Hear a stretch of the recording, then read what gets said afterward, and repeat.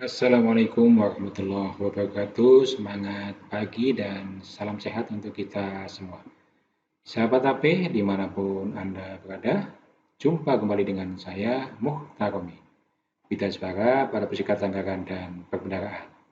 Pada kesempatan kali ini, kita akan membahas mengenai lanjutan dari belajar perpajakan sebagai WAPU, yaitu dengan melakukan simulasi worksheet perpajakan sebagai WAPU.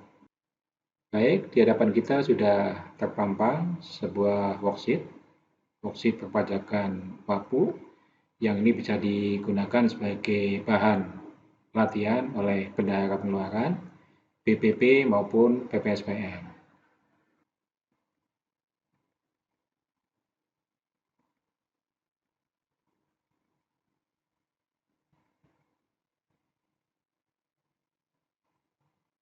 Ini adalah transaksi yang nanti akan kita gunakan sebagai dasar latihan di worksheet. Dari transaksi ini kita bisa mengidentifikasi pertama adalah jenis pajaknya. Setelah itu nanti kita lanjutkan ke tarif dan seterusnya. Oke, mungkin kita mulai dulu dengan identifikasi jenis pajaknya ya.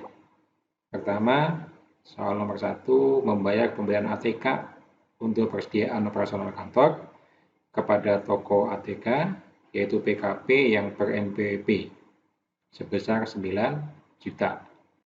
Ini termasuk bagian dari pengadaan, karena nilainya di atas 2 juta, maka kita pungut PPh pasal 22. Kemudian karena ATK adalah barang kena pajak, maka juga kita pungut PPN. Itu soal nomor 1.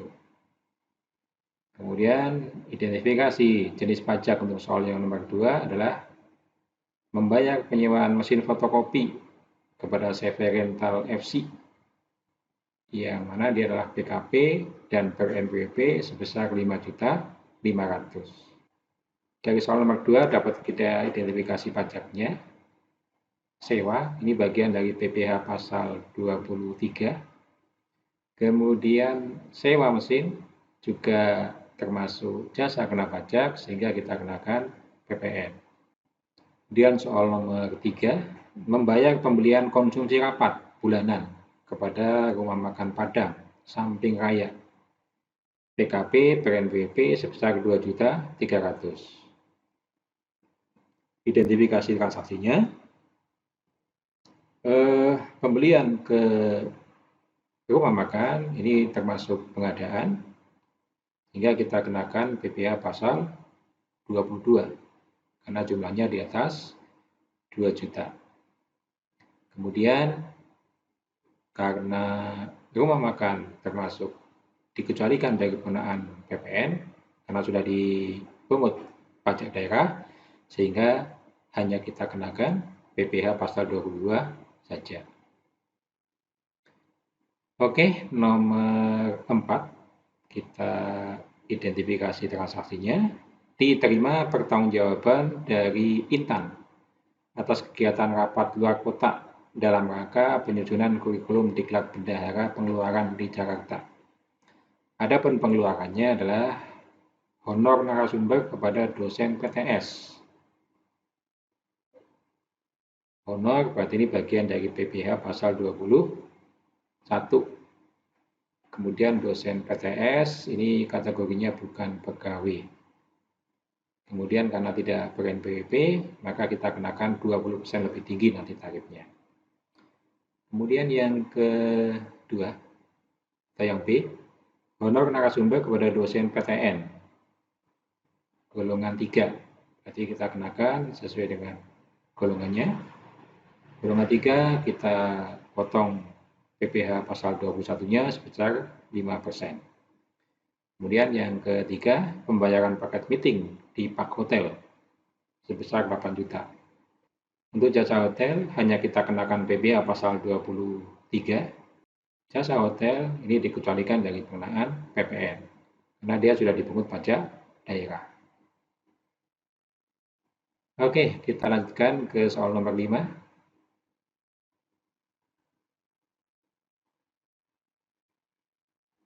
membayar tagihan yang diajukan oleh CV Bangun Perkasa yang memiliki izin usaha konstruksi kualifikasi kecil, PKP dan ber-NPWP dengan nilai 45 juta atas pekerjaan pengecatan gedung. Ini masuk jasa konstruksi, berarti kita kenakan PPh pasal 4 ayat 2. Karena kualifikasi kecil, berarti tarifnya nanti 2%. Kemudian karena jasa konstruksi adalah jasa kena pajak, maka kita juga pungut PPN-nya.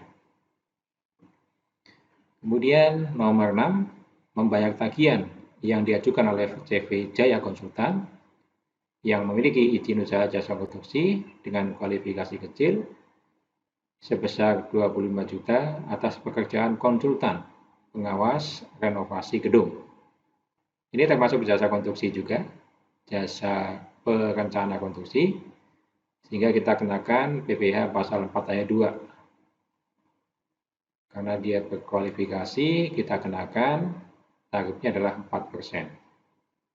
Kemudian karena jasa ini adalah jasa kena pajak, maka juga kita pungut PPN-nya. Kemudian soal nomor 7, membayar tagihan sewa gedung kantor untuk pengganti selama gedung direnovasi. Sewa gedung berarti PPh pasal 4 ayat 2. Kemudian karena sewa gedung adalah jasa kena pajak, maka juga kita pungut PPN-nya. Kemudian soal nomor 8, membayar tagihan kepada CV Lido untuk penyediaan konsumsi diklat. Ini jasa catering, ini termasuk PPh pasal 23. Kemudian jasa catering termasuk yang dikecualikan dari pengenaan PPN. Sehingga hanya kita kenakan PPh pasal 23 saja.